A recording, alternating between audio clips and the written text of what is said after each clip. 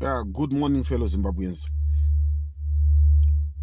Good morning, blessings and greetings to you. Hope kwese kwamuri kuri nani. Aiwa kuno kuri nani. Ndamuka zvakanaka. Kuno ku Paris. Zuva riri kubuda and the weather is perfect. I'm in Paris, not in France. No. There is a place called Paris here in South Africa. When you are going like Ferina King, Chenda Ferina King, Vanderbilt Park, Sasso, and then there is a place called Paris.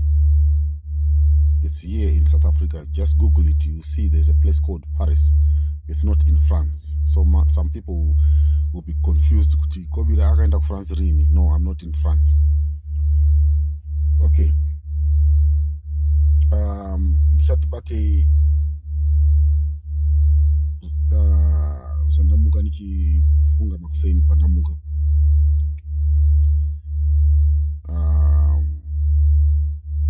Before ndisandapinda munyaya yanhasi ndimbobata mchana panyaya imwe yamuka ichindinetsa nhasi. Why tichiti tikakweretesana mari maZimbabweans we don't pay back? Why musingadzosere zvikwereti? Why tisingadzosere zvikwereti? Wakwereta mari kune munhu ndiwo wamuka pamba pako ukanonoka dhore munhu gogo makuseni munhu akarara ndikukumbiro 100 rand, ndikukumbiro 200 rand, ndaitawo dambudziko. Munhu womuka mumba make okay, you've got a problem, all right, it's fine, let me help you as a fellow Zimbabwean. That is the last time yauchaona munhu iye. The next time anokuona uchifamba anoridza tsamwa. Kusotekana nekuona munhu kwaakakwereta mari because akutoona kunge akutomupa problem.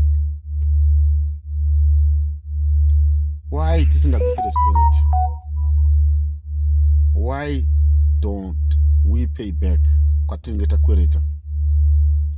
Guys, let's learn kuti kana takwereta mari kana whatever chawakwereta kune munhu wotaura iwewe woimbisa munhu kuti ndiri kukudzosera mari yako musi wakati. Make sure kuti zuva iroro parinosvika unge wapa munhu iye mari yake. Kana kuri kuti pane zvaitikawo mari iyo yanetsa kuwanika, enda kune munhu iye usamutize. Kunyatsonzwisana here hama dzangu. Enozi ndine vanhu vakawanda vandisingachatauri nawo in my life because I used to have a heart of giving. The moment you give someone money, it disappears in the thin air. Auchaona munhu iye auchatombomuoni. Ukasangana naye uchitomuona kuti uyo anochinja road, utoona kuti this person atotiza atodisappear. Wakwereta 200 rand, wanoka dhore munhu, ndiwo wamuka makuseni kuenda unonoka dhore munhu, ndikukumbiro 200 rand ndipatsirewo ndaitawo problem. Ini nemoyo wangu unenge wakanaka because takakura kune vanhu vanopa, vane moyo wegiving. Imimi ndimi munochinjisa vanhu vanenge vakanaka, vane moyo wakanaka, but imimi munouya kuzokwereta munhu morega kudzosera. Ndimi munoita kuti munhu aite moyo wekuita kunge munhu akaipa sterek, zoti kana ukaita problem rimwe gore rinotoda mari chaiyo, nyatsoona kuti munhu aritotambudzika kuda mari. Some people they can't help. Unotozoona iye wacho wakakweretesa mari iye, wakakweretesa mari iwewe, ndiye akutokufamba achikunyeya achikutaura kuti ada kushamisira sterek, ada kuzodai ka 100 rand imari here. Mai 100 imari, handiti ndimi makatouya muchikumbira 100 rand iwe mamuka kumba kwenyu maita problem. Imari zve, ndikuti mimi ndimi makatouya mukakwereta mari iyoyo, ndikakupai manga musina 100 iyoyo.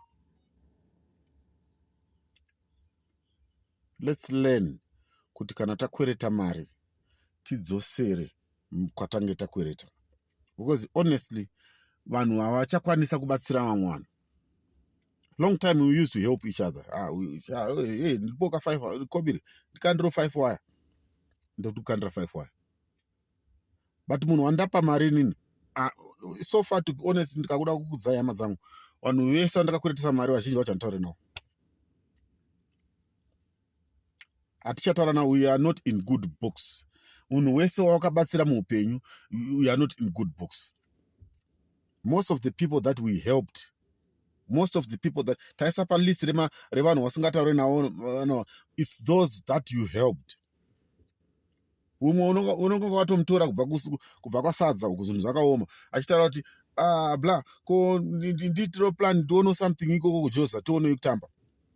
Obva watoti okay bo bata mufesi wangu wakati hauna kana zvinhu zvako hazvina kumira mushe. Okay, bata mufesi wako wakati otsvaga passport uye tokuitira plan. The same person aestablisha kunoku, we no longer talking because pane zvaitika. Inini ndinda to enemy yake. Zimbabweans,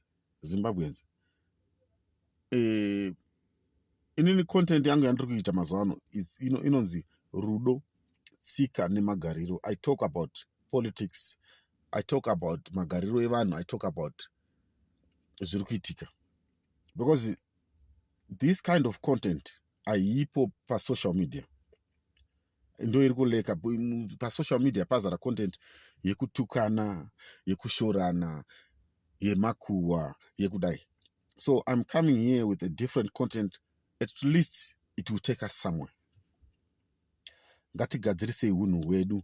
Kana takwereta munhu mari, ngatidzoserei mari dzatinge takwereta. Usavenge munhu nekuti akakukweretesa mari, akakubvunza mari munhu iye akutokunetsa. Let's stop that.